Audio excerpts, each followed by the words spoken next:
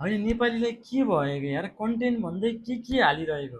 एउटा मान्छेको मरेको शरीरबाट सुन निकाल्नेसम्मको आँट कसरी आउँछ यार? यिनीहरूले अझ उद्धार के गर्लान् भनेर कसरी पत्याउने?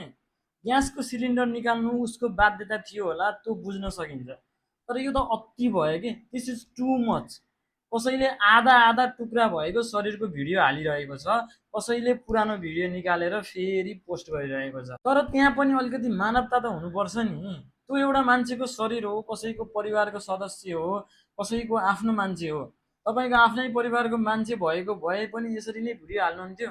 भ्युज र रिच कन्टेन्ट भन्दा माथि पनि धेरै कुरा हुन्छ के। मानवता भन्ने कुरा सबैभन्दा माथि हुनुपर्छ। अलिकति भए पनि मानवता देखाउन यार। हरेक दुःखलाई कन्टेन्ट बनाएर आफ्नो फाइदा उठाउनै पर्छ भन्ने पनि छैन। सक्छौ भने सहयोग गरौँ, सही सूचना दिउँ।